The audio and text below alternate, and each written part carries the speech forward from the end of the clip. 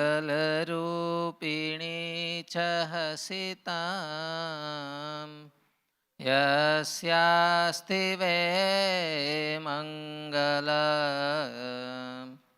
नेत्रे मङ्गलदे च दुर्विलसितं नॄणां परं मङ्गलम् वक्त्रं मङ्गलकुचपादचलितां यस्याखिलं मङ्गलम् सोऽयं मङ्गलमूर्तिरासु जगदो नित्यं क्रियान्मङ्गलम्।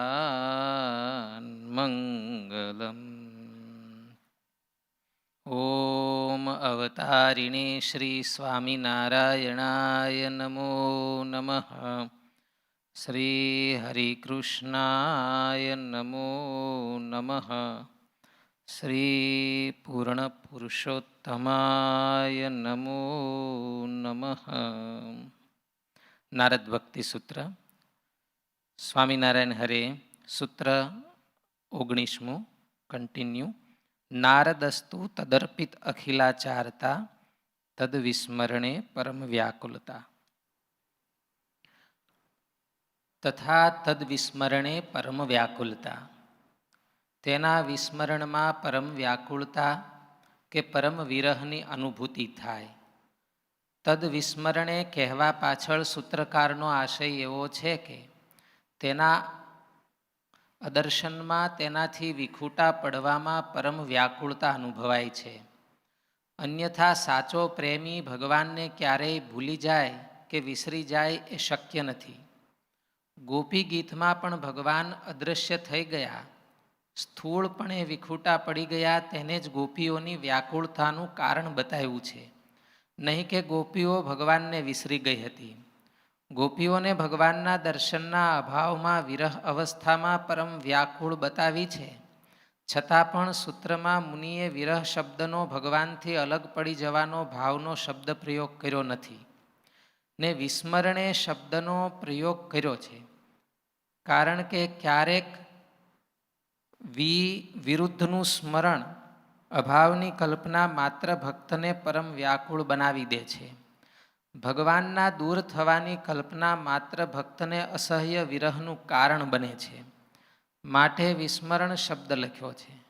હકીકતમાં ભગવાન ક્યારેય દૂર પણ ગયા હોતા નથી. જેમ કે કૃષ્ણ નજીક હોવા છતાં પણ રાધાજીને ભગવાન ભવિષ્યમાં દૂર થશે એવો વિચાર પણ પરમ વ્યાકુળ બનાવી દે છે. મહારાજ દૂર થશે એવી વાત કે વિચાર પણ સચ્ચિદાનંદ સ્વામી, જીવુબા વગેરે ભક્તજનો, ગુણાતીતાનંદ સ્વામી વગેરે વિરહીજનોને પરમ વ્યાકુળ બનાવી દે છે. મહારાજના વન વિચરણની સ્મૃતિથી પણ એક વખત જોગી સ્વામી પોકે પોકે રડી પડ્યા હતા. ક્યારેક તેવી વાતથી તે ભક્તોને મૂર્છા આવી જાય છે. મહારાજ ધામમાં ગયા ને ગુણાતીતાનંદ સ્વામીને જરા વિચાર થઈ ગયો. ખરેખર તો પોતે અખંડ મહારાજને આંખો આગળ મહારાજના સ્વરૂપને દેખતા ને મહારાજ પણ તેમને અખંડ દર્શન દેતા. તો પણ વિચાર માત્ર આવ્યો કે મહારાજ ગયા ત્યાં મૂર્છા આવી ગઈ. સચ્ચિદાનંદ સ્વામીને તો રૂવાડે રૂવાડે લોહીના ટચિયા આવી જાય. એ વિરહની પારાકાષ્ઠા છે. આવી સ્થિતિ થવી તે ભક્તિની દ્રઢતા થઈ છે તેની નિશાની છે. સહજાનંદ સ્વામી મહારાજ. નારદ ભક્તિ સૂત્ર, એના ઉપર આપણે સત્સંગ ચાલે છે. નારદજીએ ભક્તિ ભગવાનની કોને કહેવાય એની વિશદ ચર્ચા આ ગ્રંથની અંદર કરી છે. ભક્તિ મેળવવી હોય તો એના પગથિયા પણ બતાવ્યા છે.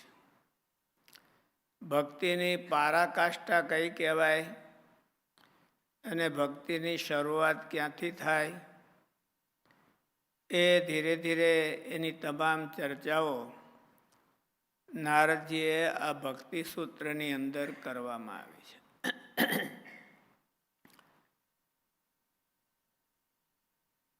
શરૂઆતમાં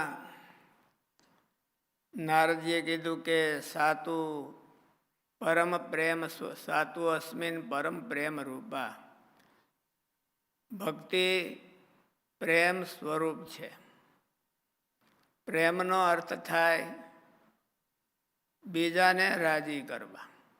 જે કેન્દ્રમાં આપણને પ્રેમ હોય તો એને આપણે રાજી કરવાની ઈચ્છા થાય એટલું નહીં, પણ પ્રયત્ન કરીએ એટલું નહીં, પણ એની પાછળ આપણે તમામ પ્રકારે નીચોવાઈ જઈએ ત્યારે એને એ કેન્દ્રમાં પ્રેમ છે એવું કહેવાય. ક્યારેક ક્યારેક પ્રેમ છે એ ઉભય બાજુથી, બંને બાજુથી હોય. મહારાજે વચનામૃતમાં એક ઠેકાણે કીધું કે તમે ખાલી ભગવાનના ભગતને ભગવાનમાં પ્રેમ થાય એની જ વાત કરો છો કે ભગવાનને હોતે ભગતમાં પ્રેમ થાય એની વાત કરો છો? સંતોએ કીધું મહારાજ બેય વાત કરીએ છીએ. એટલે આપણે ભગવાનના ભક્તો ભગવાનમાં પ્રેમ કરે અને ભગવાન રાજી થાય એટલે એનો પ્રેમ કહેવાય. બેય હોય. પણ અહીંયા જે નારદજીએ ચર્ચા કરી છે એ એક વન વે સિસ્ટમ છે. ભક્તને ભગવાનમાં પ્રેમ કેવો હોય, ભગવાનને ભક્તમાં પ્રેમ કેવો હોય એની ચર્ચા આખા નારદ ભક્તિ સૂત્રમાં ક્યાંય નથી કરી. પણ ભગવાનના ભક્ત, કારણ કે ભક્તિ આપણે જ જરૂર છે, ભગવાનને આપણી ભક્તિની બહુ જરૂર નથી. એટલે ભગવાનનો ભક્ત હોય એમણે ભગવાનમાં, ભગવાન આપણને આપણી ઉપર રાજી થાય છે કે ચાહે છે એના કરતાં ભગવાન તરફ એ ભક્તની કેવી ભાવના હોય એની ચર્ચા વધારે કરવામાં આવી. નારદજીએ ભક્તિની વ્યાખ્યા કરતા એવું કીધું કે સાતું પરમ પ્રેમ સ્વરૂપા અમૃત સ્વરૂપા ચા. આપણે એની ચર્ચા હોતી કરી. ભક્તિ છે એ અમૃત રૂપ છે, એ ક્યારે નાશ પામતી નથી. એકવાર જેના હૃદયમાં ભગવાનની ભક્તિ, સાચી ભક્તિ આવી તો એ ક્યારેય પણ નાશ પામતી નથી. નાશ પામતી હોય તો એને પાકી ભક્તિ કહેવાય નહીં. એટલે મહારાજે વચનામૃતમાં એવું કીધું કે કોણ એવો છે કે જે ભગવાનના ધામમાં જઈને પાછો પડ્યો હોય એવો? એક તો બતાવો. મહારાજે એવો પડકારો માર્યો છે કે એક તો બતાવો. એટલે સંતો એમ ડરી જાય એવા તો નહોતા કે જય વિજય પડ્યા કે ધામમાં જઈને જય વિજય પડ્યા. મહારાજ કે એ તો ભગવાનની ઈચ્છા હતી અને ભગવાનને પોતાના ભક્તનો મહિમા સમજાવવો હતો એટલે પડ્યા કહેવાય. અને એમ તો ભગવાન ધામમાંથી પૃથ્વી ઉપર આવે પોતાની ઈચ્છાથી, તે પડ્યા ન કહેવાય. પડ્યો તો એ કહેવાય કે સાધના કરતા કરતા એ પડી ગયો હોય અને પાછો બેઠો જ ન થાય તો એને પડ્યો કહેવાય, મહારાજ કે. એટલે ભગવાનની ભક્તિ એકવાર જો હૃદયમાં આવે તો એ ક્યારેય પણ પડતા નથી. ભગવાને બીજી બાંયધરી હોતે આપી છે. નહીં કલ્યાણ કૃત કશ્ચિત દુર્ગતિમ તાત ગચ્છતિ. ભગવાને અર્જુનને કીધું કે હે તાત, બહુ હેતનો શબ્દ વાપર્યો છે કે ભગવાનને રસ્તે, મારે રસ્તે હાલે એની અધોગતિ હું થવા નથી દેતો. ભગવાન એની પાછળ પાછળ ફરે છે અને એની અધોગતિ થવા દેતા નથી. એટલે સાચી ભાવના જેને હોય એની અધોગતિ ભગવાન થવા નથી દેતા. એટલે અમૃત સ્વરૂપા છે ભગવાનની ભક્તિ છે, એ અમૃત સ્વરૂપ છે. પછી એના લક્ષણો, એના સિમ્પટમ્સ કીધા કે પૂજાદિષુ અનુરાગ ઇતિ પારાશર્ય, કથાદિષુ ઇતિ ગર્ગ, આત્મરતિ અવિરોધે નીતિ શાંડિલ્ય તદર્પિત અખિલાચારતા તદ વિસ્મરણે પરમ વ્યાકુલતા એથી નારદા. એ જુદા જુદા ઋષિઓના આ બધા લક્ષણો છે એ બધા ભગવાનની ભક્તિ બતાવનારા છે. આ લક્ષણોને એકાબીજાની સાથે વિરોધ નથી. એ થોડી ઘણી ભક્તિ તો બતાવે જ છે બધા, પણ નારદજીને તો એવું કે બતાવવું છે કે એ બધામાં શ્રેષ્ઠ લક્ષણ કયું છે કે જે એકમાં બધા આવી જાય. તો એવા લક્ષણની આપણે કાલે ચર્ચા કરી હતી કે તદર્પિત અખિલાચારતા તદ વિસ્મરણે પરમ વ્યાકુલ તદ વિરહે પરમ વ્યાકુલતા. ભગવાનમાં તદર્પિત અખિલાચારતા સમર્પણને ભક્તિ કહેવામાં આવે છે. નાનું મોટું સમર્પણ જેટલું હોય એટલી એ ભક્તિ કહેવાય છે. કાલે આપણે વાત કરી હતી કે નાનામાં નાનું સમર્પણ આપણે એક ફ્રૂટ લઈને મહારાજને અર્પણ કરીએ તો એ આપણી ભક્તિ કહેવાય, પણ એને શરૂઆત કહેવાય. એ એક વખત ભગવાનને કંઈક સમર્પણ કરતા શીખે તો ભગવાન એનો કેટલો બદલો આપે છે એ એને અનુભૂતિ થાય છે. જેમ દ્રૌપદીએ ભગવાનને પાટો બાંધ્યો, જેમ સુદામાએ ભગવાનને તાંદૂળ અર્પણ કર્યા, તો ભગવાને એનો કેવો બદલો આપ્યો એ આખું જગત જાણે છે અને શાસ્ત્રમાં લખાયું છે. એટલે ભગવાનને કોઈ સમર્પણ કરે તો ભગવાન કોઈ દી એનું રાખતા નથી. ભગવાન એવા ખાનદાન છે કે કોઈનું ન રાખે. વ્યાસ સહિત કાલે પૂજ્ય જ્ઞાન સ્વામીએ નરસિંહ મહેતાની હુંડીની વાત કરી હતી, એમાં દ્રૌપદીની વાત કરી હતી. ભગવાને એને એટલી સાડી આપી, ઓલા ચપ્પુ લાગ્યું તો એ હાથે આપી. જ્યાં દ્રૌપદીએ પાટો બાંધ્યો તો એ હાથે એને 999 સાડી, એક એક તાતણે એક એક સાડી પૂરી. ભગવાન એવા ખાનદાન છે. કોઈ એને સમર્પણ કરે તો એ ભગવાન છે એ લખી લે છે અને કોઈ દી ભૂલતા નથી. એનાથી અનંત ગણું આપે તોય પણ ભગવાનને શાંતિ થતી નથી. ભગવાનને એમ મનમાં થાય છે કે મેં કાંઈ આપ્યું નહીં, એણે મારા માટે એટલું કર્યું તો મેં એને કંઈ આપ્યું નહીં, તો એને ભગવાનને ધોકો. ભગવાનનું કામ જ એ છે, ભગવાનનું કામ એ જ છે કે ભગવાનના ભક્તોના કામ કરવા. આખો દીમાં જો એકેય ભગતનું કામ ન મળ્યું હોય તો ભગવાનને એમ થાય કે આજ મારો દી ખાલી ગયો. એટલે કોક ને કોક તો અહીંયા જાળી ઓલે ભગવાનને જાળી પકડીને કેનારા કામ દેનારા જ આવ્યા હોય. મોટે ભાગે આપણે દર્શન કરવા નથી આવતા, પણ આપણે ભગવાનને કામ હોપવા આવતા હોય છે. ભગવાન આજ આ કામ કરી દેજો. એટલે ભગવાન છે એ કોઈનું રાખતા નથી. અને ભગવાનનો એવો નિયમ છે. ભગવાનનું નામ રણછોડ છે. રણછોડ છે એ રણમાંથી ભાગી ગયા એટલા માટે નથી. પછી બધા કહે છે કે ભગવાન રણમાંથી ભાગ્યા એટલે એનું નામ રણછોડ પડ્યું. પણ ઋણ છોડ છે ભગવાન, નામ છે ઋણ. ઋણમાં કોઈ પોતાનું ઋણ કોઈની ઉપર પોતાની ઉપર કોઈનું ઋણ રહેવા દેતા નથી. કોઈક જ એવો ભગત હોય કે ભગવાન પછી એને બહુ ગળગળા થઈ જાય. પ્રહલાદજી એવા ભગત હતા કે ભગવાનનું એટલું ભજન કર્યું, નૃસિંહ ભગવાન પ્રગટ થયા તો નૃસિંહ ભગવાન કે માગ માગ, તો પ્રહલાદજી કે મને કાંઈ માગવાની ઈચ્છા નથી.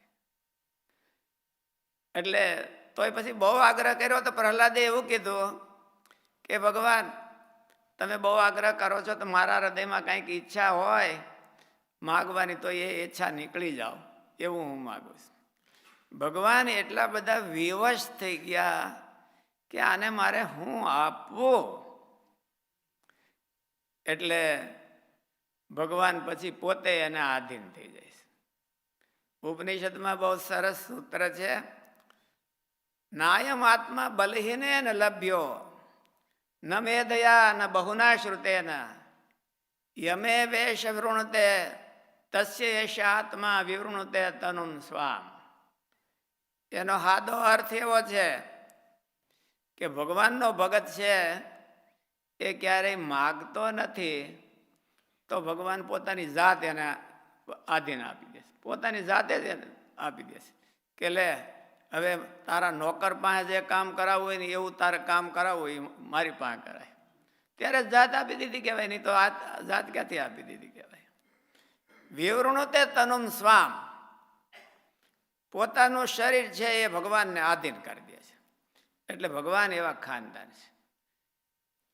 આ લોકમાં એવો કોઈ વ્યક્તિ ખાનદાન નથી કે જેવી ભગવાન જેવી ખાનદાની એનામાં હોય. માણસો ખાનદાન હોય તો ક્યારેક ભૂલતા ન હોય, પણ ભગવાન તો એવા છે કે ક્યારેય ભૂલતા નથી. આમાં આવ્યું કે અત્યારે તદવીર હે પરમ વ્યાકુળતા. તદવીર હે પરમ વ્યાકુળતા એનો અર્થ થાય છે કે તદર્પિત અખિલાચારતા. એમાં બધી ભગવાનની ભક્તિ કહી દીધી. કાલે આપણે વાત કરી હતી કે તદર્પિત અખિલાચારતા, તમામ સમર્પણ એવા કરે છે. સમર્પણ કેટલા પ્રકારનું હોય? 3 પ્રકારનું. એક તો પદાર્થ, એમાં સમૃદ્ધિ બધી આવી ગઈ. બીજું ક્રિયાનું સમર્પણ હોય છે. આપણે બધા ભગવાનને માટે સેવાઓ કરતા હોય, શારીરિક જે સમર્પણ છે કે આપણે ક્રિયાઓ સેવાઓ કરતા હોય એ બધું ક્રિયાનું સમર્પણ કહેવાય. અને ત્યાર પછી ભાવનાથી સમર્પણ થાય. કોક કરતા હોય તો રાજી થાય, એ બહુ કઠણ હોય છે. જોકે શ્રીજી મહારાજે વચનામૃતમાં એવું લખ્યું, સાધુના લક્ષણ લખ્યા, એમાં લખ્યું કે જેની સેવા કરવાથી ભગવાનની સેવા થાય અને જેનો દ્રોહ કરવાથી ભગવાનનો દ્રોહ થાય. એવા જે ભગવાનના ભક્ત કે સાધુ, એના લક્ષણ અમે તમને કહીએ છીએ. 6 લક્ષણ કીધા.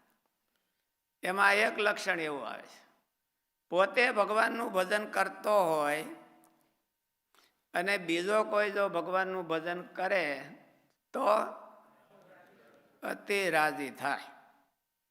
પણ એવું થાય નહીં. મોટે ભાગે એવું ભિક્ષુકમ ભિક્ષુ દ્રષ્ટવા શ્વાનવત ઘોર ઘોરાય તે, એવું લખ્યું છે. એક ભિક્ષુકને બીજો ભિક્ષુક જોવે તો કૂતરાની ઘોડે વેહ વેહ કરવા માંડે. સાધુને જોઈને સાધુ, ને હરિભગતને જોઈને હરિભગત, ને ભગતને જોઈને ભગત. નાયતમાં હંપ ન હોય, નાયતમાં હંપ ન હોય.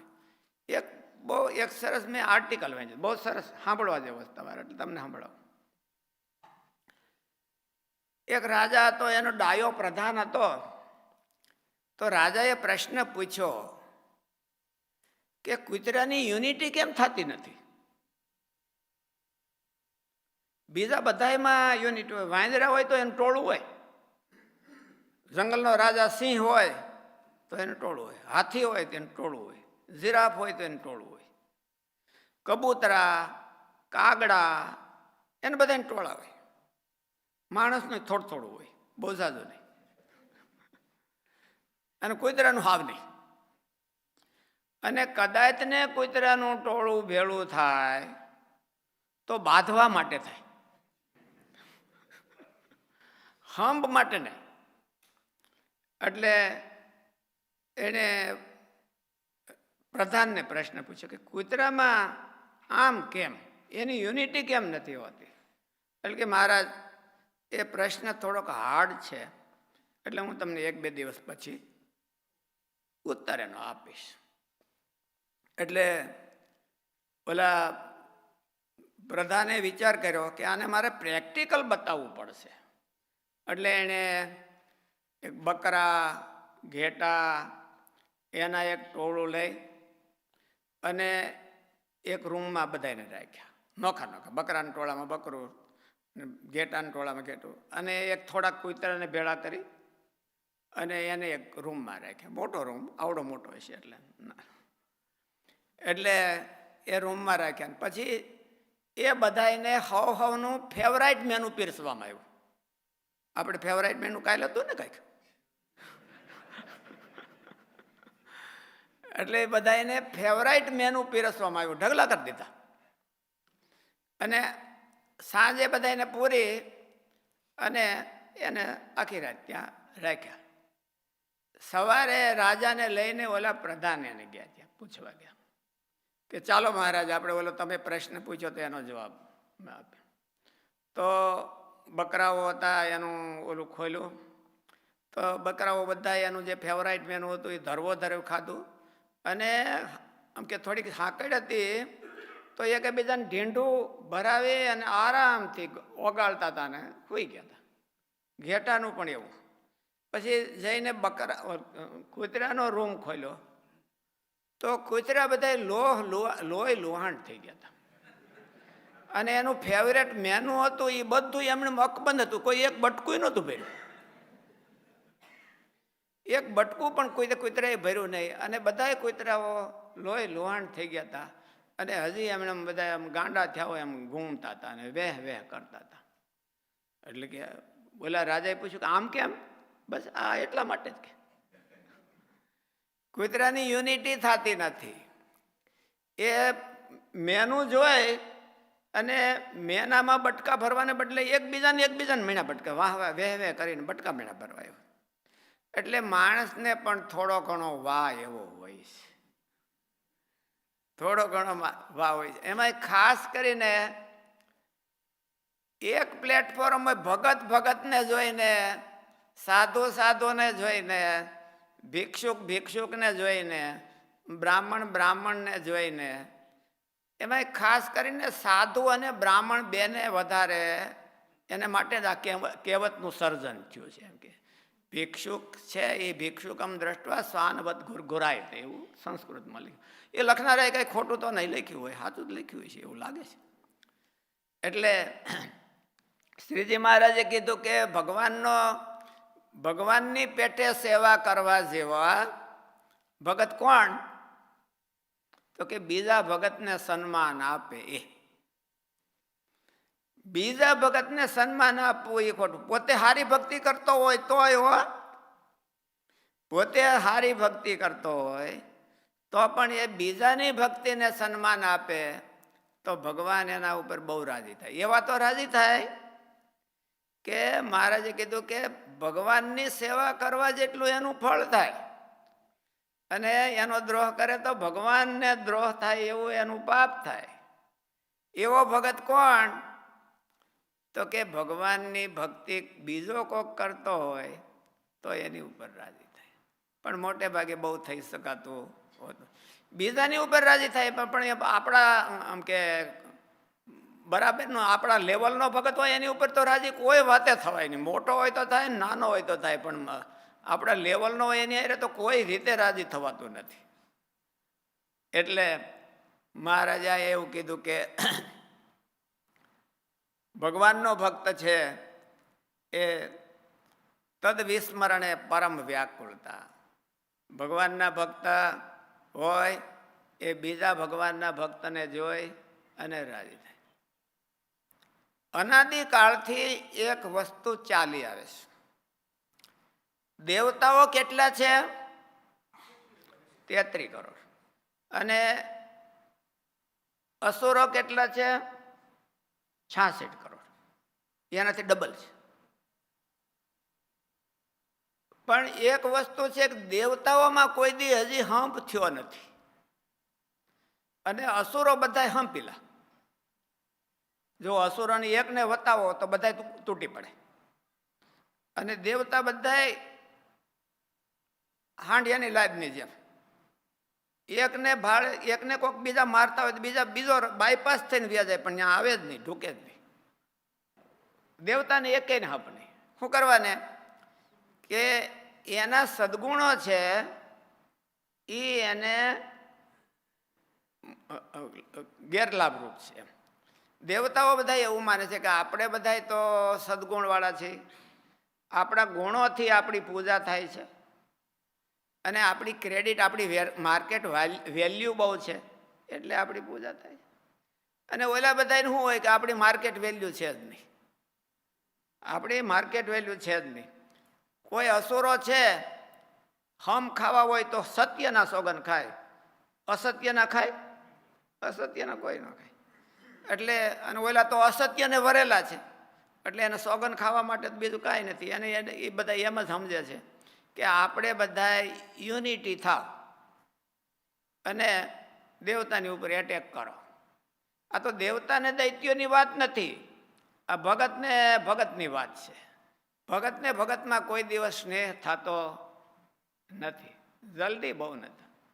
વિરલ ભક્ત હોય અને મહારાજે કીધું કે ભગવાન જેવી સેવા કરવા જેવા હોય એને થાય. એવું તો આપણે આને આમ કહેવું જોઈએ કે ભગવાનના ભગતમાં જેને બીજા આપણા સમાન જ ભક્ત હોય ને એમાં જેને સ્નેહ થાય એ ભગવાન જેવી સેવા કરવા જેવા કહેવાય, ભગવાનની જેમ સેવા કરવા કહેવાય.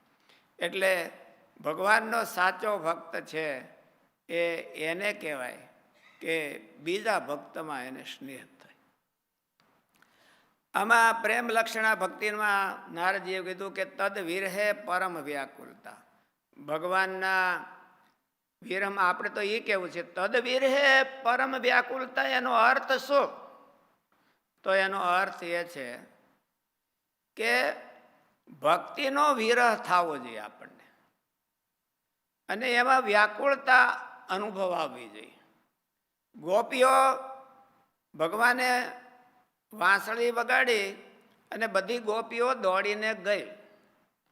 એક ગોપીને એના કુટુંબીઓએ ભગવાન પાસે જવા ન દીધી અને રૂમમાં પૂરી દીધી, માથે તાળા દઈ દીધા. ગોપીના પ્રાણ છૂટીને બધી ગોપીઓ બીજી ગઈ હતી એની પહેલા દિવ્ય દેહના ગોપી પહોંચી ગયા.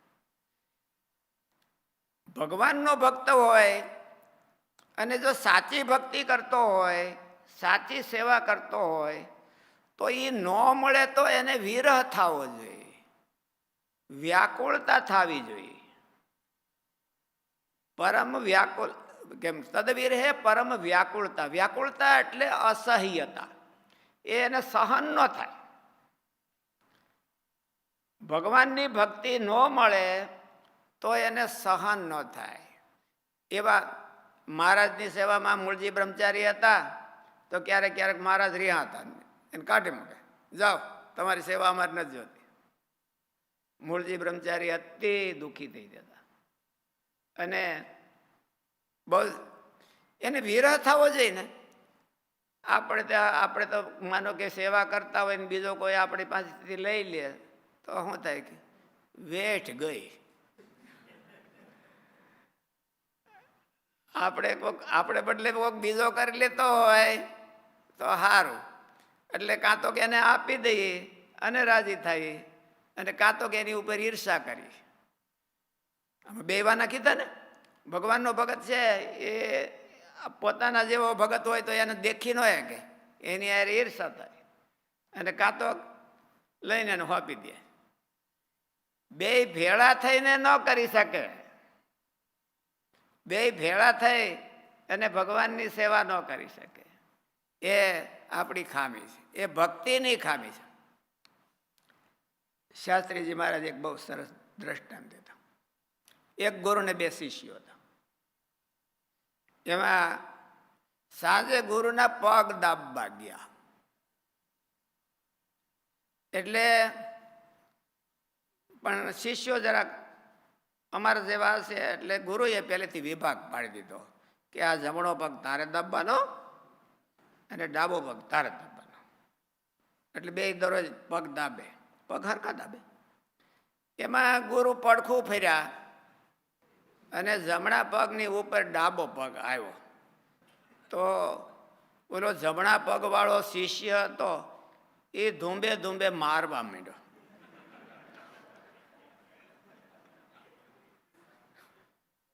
શું કરવા?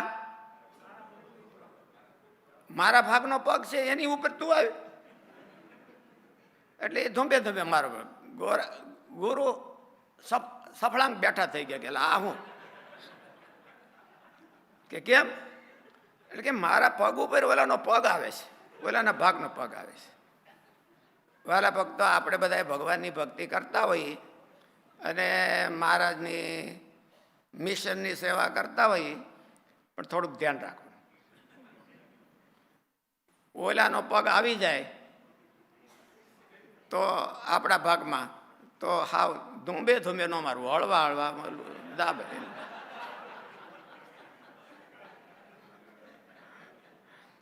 વાલા ભક્તો, ગુણાતીતાનંદ સ્વામી એવું કીધું કે આ સત્સંગમાં રહેવું તો એકલી નવધા ભક્તિ કરવી એ સત્સંગનું ફળ નથી. સત્સંગનું ફળ શું છે? 5 સારા ભક્ત. આપણા મન માનેલા નહીં હો, આપણે તો હારા કોને સમજીએ? આપણે અરે બને હારા, ન બને નહીં હારા. 5 સારા ભક્તો અને 2 સારા સાધુ, એની હારે આત્મબુદ્ધિનો હેત કરો. અને આટલી વાત તો 100 જન્મે પણ સમજાય નહીં એવી છે, અને નિર્વિકલ્પ સમાધિ કરતા પણ શ્રેષ્ઠ કીધી છે. વાલા ભક્તો, આપણે બ્રહ્મસત્રનું પ્રયોજન અમે જ્યાં જ્યાં શિબિર કરીએ ને ત્યાં અમે કહી કે કથા વાર્તા તમે સાંભળો છો, બહુ સારો રિસ્પોન્સ આપો છો, એ તો બરાબર છે. પણ આ બ્રહ્મસત્રનું પ્રયોજન એ છે કે એકબીજા હરિભક્તોમાં કમસે કમ આટલા બધા આવ્યા છો 1000 જણા, તો એમાંથી 5 જણા તો એવા ગોતી કાઢવા આપણી હારે અંગ મળતા હોય એવા, એનો ફોન લઈ લેવો અને એની હારે હેત રાખવું. મહિને 15 દિવસે, મહિને 2 મહિને 15 દિવસે એની હારે ફોન કરવો, કાંઈ કામ ન હોય તોય, અને સમાચાર પૂછવાનો, સત્સંગ કરવો. આમાં ઘણા ભક્તો છે એ તો દરરોજ સત્સંગ કરે છે ગ્રુપ બનાવીને, અને એને તો સત્સંગ કહેવામાં આવે છે. ખાલી સાંભળવું એ સત્સંગ નથી, એનું ક્યાંક પરિણામ આવવું જોઈએ, અને એનું પરિણામ આ છે: એકબીજામાં આપણને સુહૃદ ભાવ થાય, એકબીજામાં આપણને આત્મબુદ્ધિ થાય, હેત થાય, તો આપણો સત્સંગ છે એ ફળ્યો કહેવાય. એટલે વાલા ભક્તો, તમે બધા બ્રહ્મસત્રમાં આવ્યા છો તો આટલું તો જરૂર કરીને જાજો. ગુણાતીતાન સ્વામી કીધું 100 વર્ષે નથી સમજાતું, આટલું કામ તો એટલું કામ આપણે જરૂર કરીને જાઓ. ત્યાર પછી આપણે વાત કરી હતી કાલે કે નારદજીએ તો ભગવાનની ભક્તિના લક્ષણો લખ્યા, પણ હવે સ્વામિનારાયણ ભગવાને હોતે ભગવાનની ભક્તિ કોને કહેવાય એની ડેફિનેશન સ્વામિનારાયણ ભગવાને કરી છે. એ કાર્યાણીના 11મા વચનામૃતમાં કરી છે. એ આપણે થોડુંક વાંચશું. આમ તો જો કે વાંચવાનો ટાઈમ નથી રહ્યો બહુ, પણ થોડુંક વાંચી લઈએ એટલે વાંધો નહીં. આમાં જે વચનામૃત વાંચતા છે એને તો ખબર છે કે કાર્યાણીના 11માં સચ્ચિદાનંદ સ્વામીએ પ્રશ્ન પૂછ્યો. સચ્ચિદાનંદ સ્વામી મહારાજના બહુ પ્રેમી હતા, અને એણે જ આ પ્રેમનો પ્રશ્ન પૂછ્યો કે ભગવાનને વિશે પ્રીતિ હોય તેના શા લક્ષણ છે? નારદજીએ એના જ લક્ષણો લખ્યા છે કે ભગવાનને વિશે પ્રીતિ હોય એના શા લક્ષણ છે. તો શ્રીજી મહારાજ બોલ્યા છે, જેને પોતાના જે પ્રિયતમ ભગવાન તેને વિશે પ્રીતિ હોય તે પોતાના પ્રિયતમની મરજીને લોપે નહીં, એ પ્રીતિનું લક્ષણ. મહારાજે આવું લક્ષણ દીધું કે એની મરજી ક્યારેય ન લોપે. ભગવાનના ભગવાનમાં જો પ્રેમ હોય, ભગવાનમાં પ્રેમ હોય એવું નહીં, XYZ પ્રેમ હોય, પણ જે પ્રેમનું કેન્દ્ર હોય એની મરજી પ્રમાણે રે તો એને એ કેન્દ્રમાં પ્રેમ કહેવાય. તમે બધાય ગ્રહસ્થ છો એટલે બધાય દંપતી હંપીને રહેતા હોય, પણ કોને કેમાં પ્રેમ છે એ કેમ ખબર પડે? કોણ કેનો કયા ગરો છે એ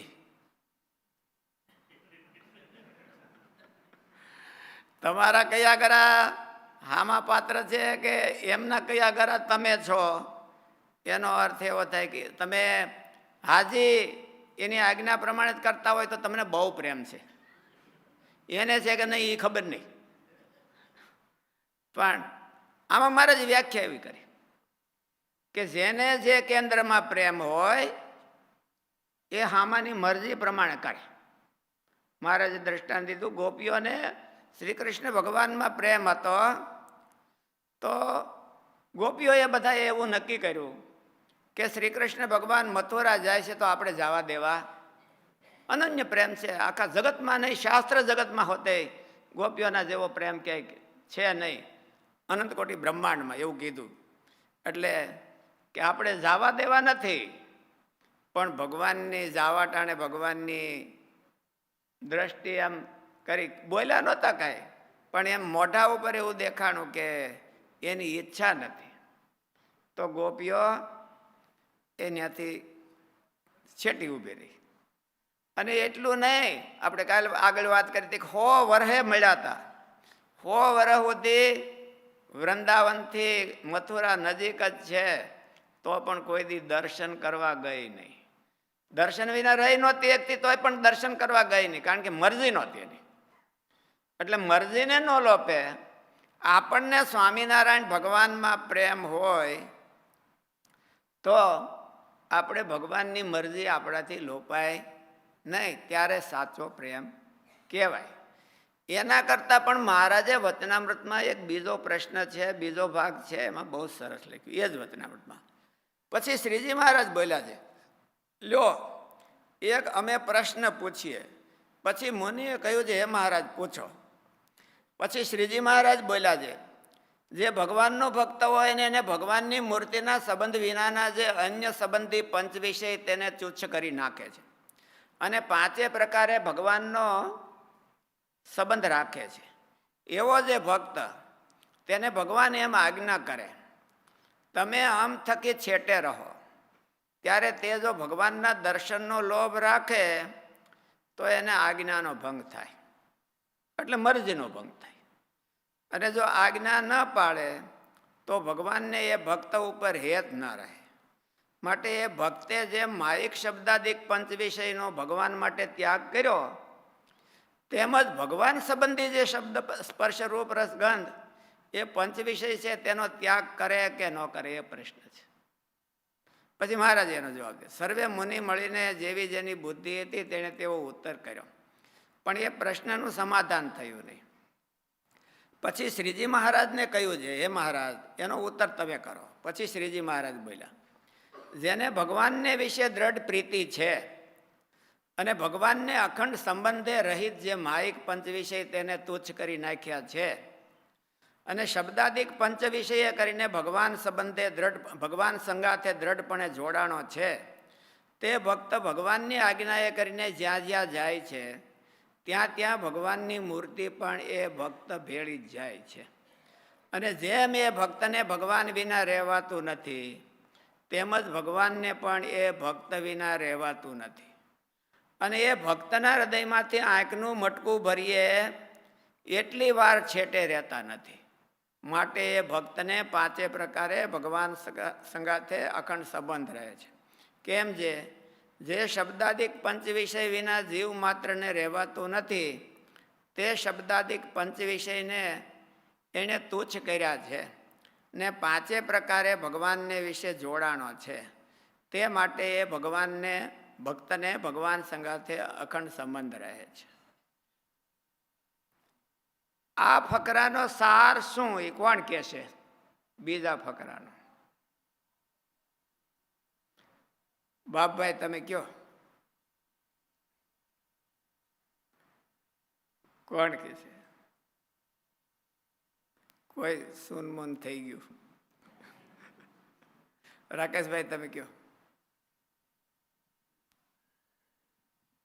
એટલે ભગવાનના એના વગર રહેવાય નહીં. તો આપણે શું કરવું? આપણી ભક્તિ હોય તે આનો અર્થ શું થાય આખા ફકરાનો? સારું, કોણ બોલે છે? બધાને આપણે એને પૂછવું પડે ને બધાને. ભગવાનની જય સ્વામી સ્વામી, એવું લાગે છે કે ગમે એવી આપણને ભગવાનથી ના રહેવાય એવું પણ હોય, એ છતાંય જો ભગવાનની જે મરજી હોય એમાં જ આપણે રહીએ તો એમાં ભગવાન ભક્ત ભેળા જ રહે છે ને એમાં જ ભગવાન રાજી રહે છે. આપણે સંતો કે સત્ય સંકલ્પ સ્વામી આ નવા આવ્યા છે તો મને સાંભળવાની ઈચ્છા છે.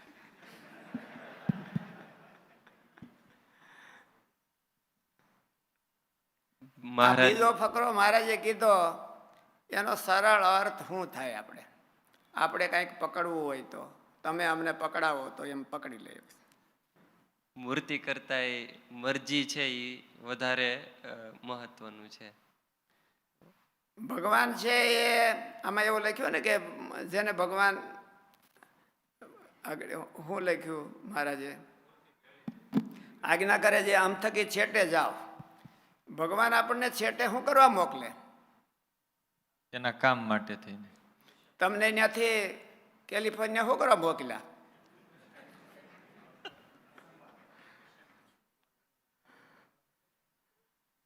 ભગવાનનું કાંઈક કામ, અને એ કામ પણ એનું મિશન કહેવાય.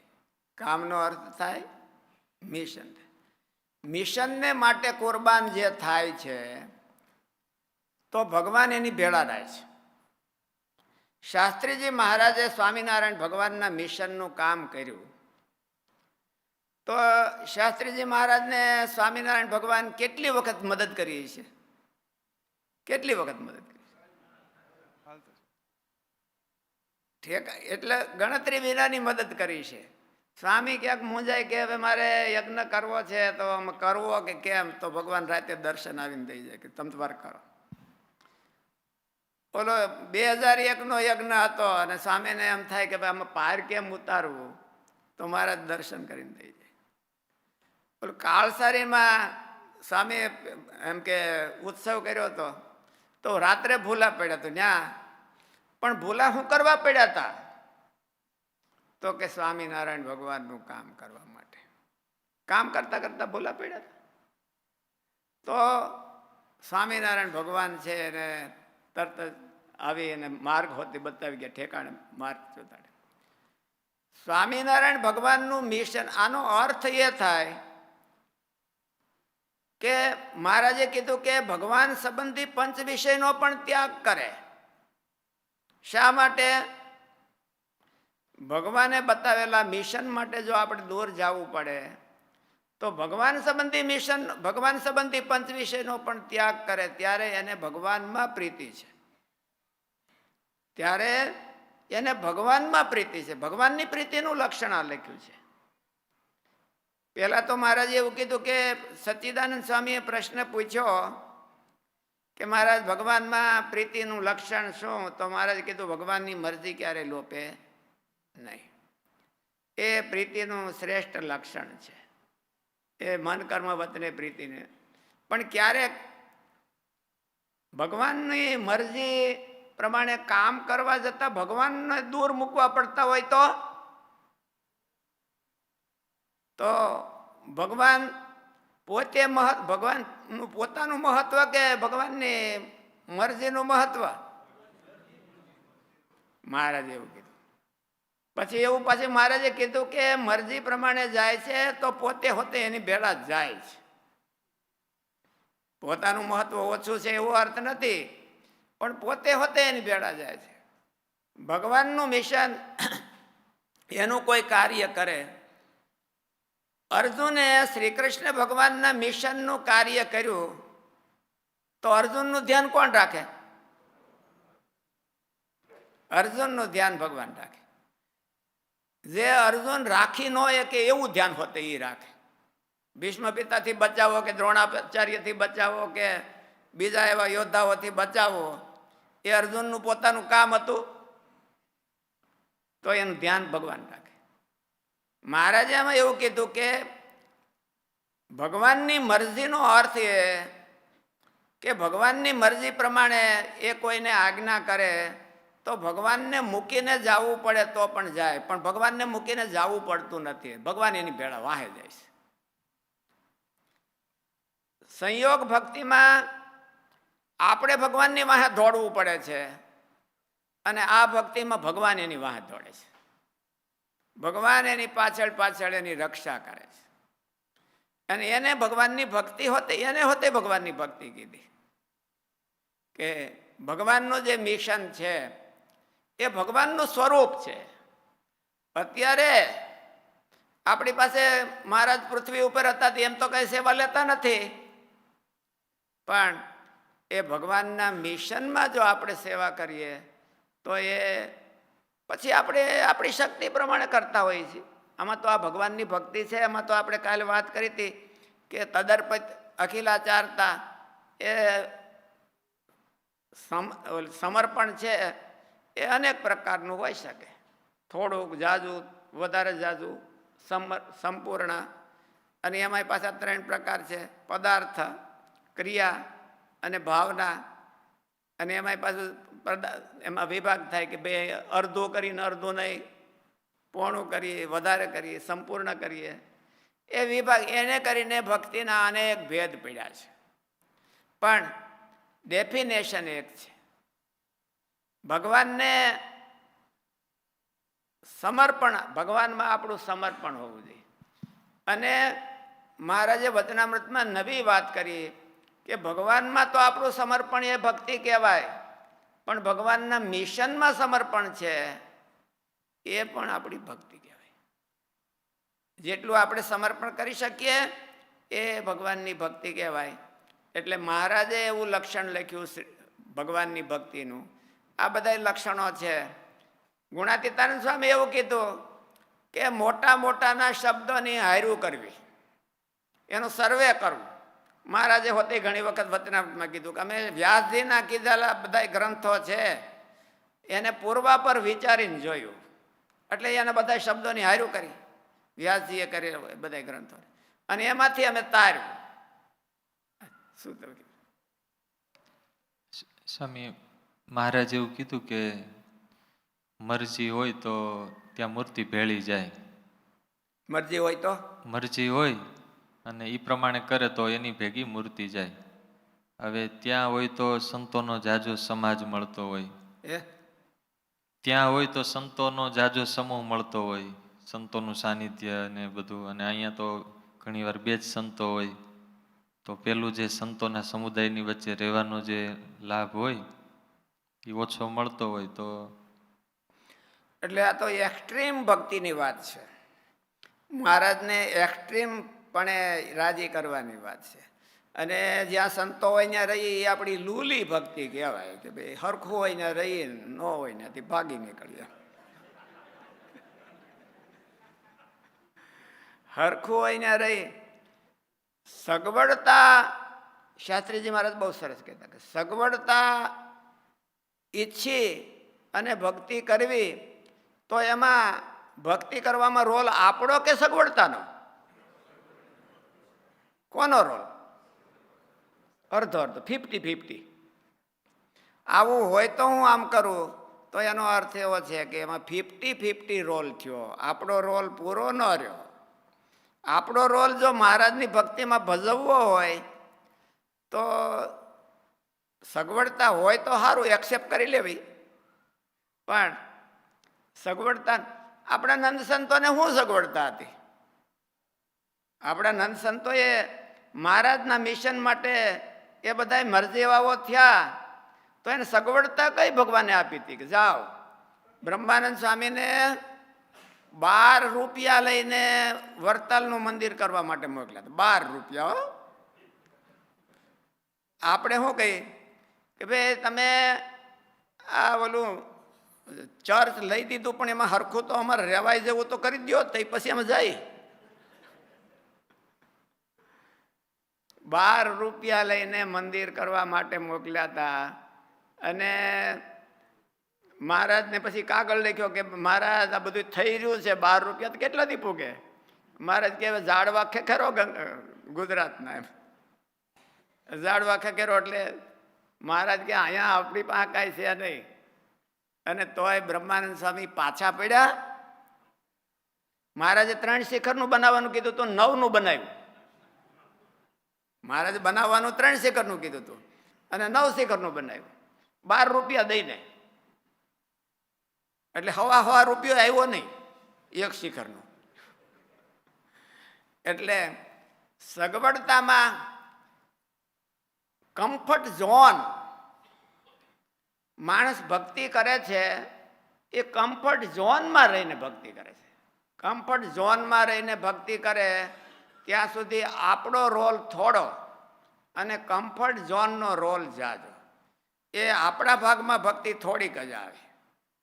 એટલે કમ્ફર્ટ ઝોનમાંથી બહાર નીકળી અને ભક્તિ કરે તો પ્યોર ભક્તિ થાય. શું તમારું સ્વામી, ગ્રહસ્થ છે, ગ્રહસ્થ તો ઘણા બધા સાહસ કરે ને બધું છોડીને દેશ પરદેશ ક્યાંય કોઈ પ્રકારનું ડોલરને માટે, ભગવાનને માટે નહીં.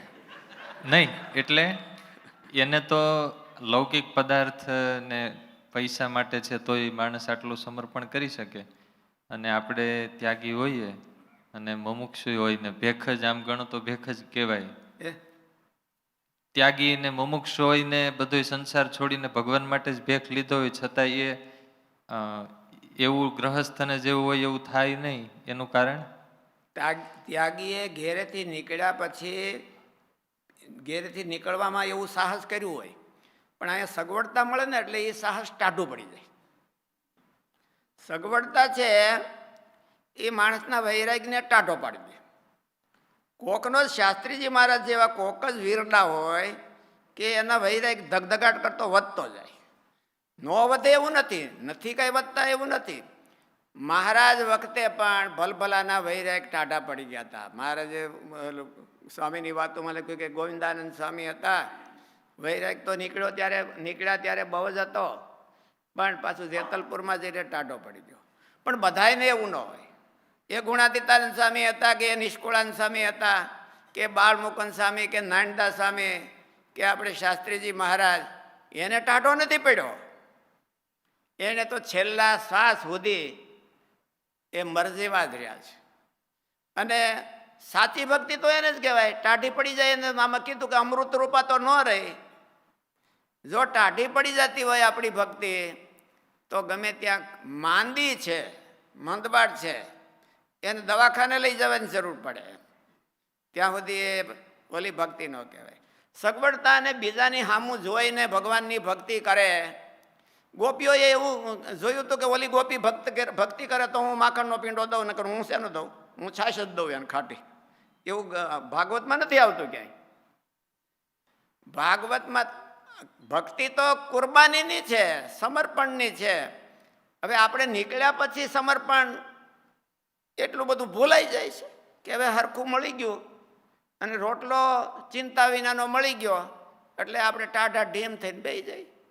અને ગ્રહસ્થ તો 20 વર્ષના હોય તો કેટલું બધું કમઠાણ અકાવતા હોય, સાહસ કરતા હોય, અને આપણે 60 વર્ષના થાય તો એવા ને એવા રહી.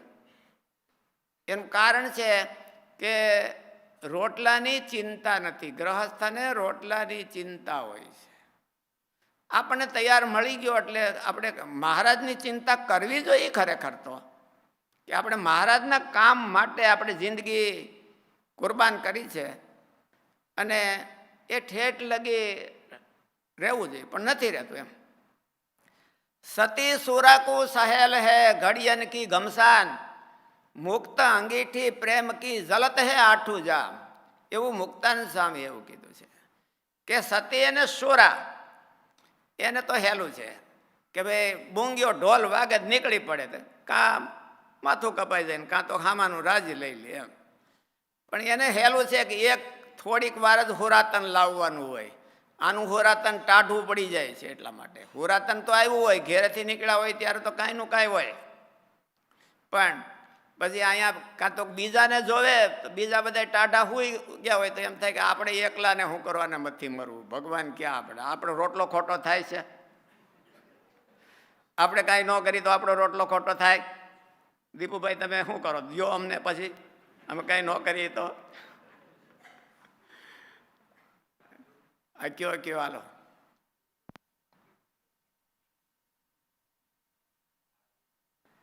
એટલે ભાઈ ઓલું માઇક ચાલુ કરો.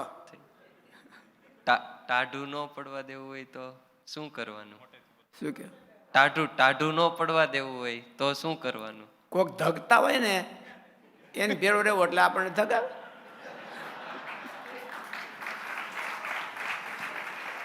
હવે ટાઢા પડી ગયા હોય ત્યાં જઈને આપણે બેહી તો આપણે ટાઢા જ થઈ જાય ને. સગડી પાસે બેહી તો થોડો ગરમાટો આવે. ભલે ને હાવ સગડી આપણી ઉપર ન લઈ લઈ તો કાંઈ નહીં, પણ પડખે બેહી તો એ ગરમાટો આવે, ટાઢ વહી જાય. એટલે ટાઢું ન થાય તો એના માટે તો એ જ છે. હે? ફોન કરે એટલે આપણે પાસે ન બેસી તો કાંઈ નહીં, પણ ફોનમાંથી ટાઢા ફૂંક મારે ટાઢી એટલે આપણે નથી. ઘણી વખત આ એસી સારું કર્યું હોય તો મતલબ બહુ મુશ્કેલી થાય કે ઓલી ફૂંક બરોબર આપણે બેઠા હોય ત્યાં આવે ને આપણે એમ કે ભાઈ આને બંધ કરીને ફૂંકને. એટલે અટાણે તો હું નજીકમાં ન બેઠા હોય તો કાંઈ વાંધો નહીં. ઓલા વોટ્સઅપમાં ને એમાં ફૂંક મારી દે, વોટ્સઅપમાં ને ઓલા ફૂંક મારી દે. અને એ તો એટલી બધી ટાઢી હોય કે પછી કોઈ વાતે ગરમાટો જ આવે નહીં. આ ભાઈ અમારી સાધોની વાત છે, તમે ઘડીક આંખું બંધ કરી દેજો. કાને એટલે જ આંખું બંધ કરવાની કીધી. કાને ખોલા રાખો કાંઈ વાંધો નહીં.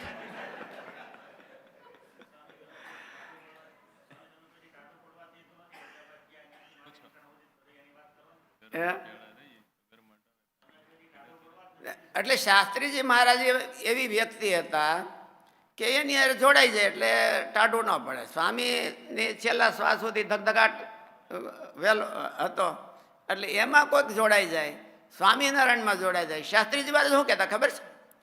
ઓલી યજ્ઞની વાત કરતા હતા ને સ્વામીને કે સ્વામી તમને આ બોલો 2000 યજ્ઞનો કર્યો એમાં તમને મદદ કરનારા કોણ? એટલે સ્વામી શું કીધું હતું? ધીરુભાઈને ખબર છે કે 2.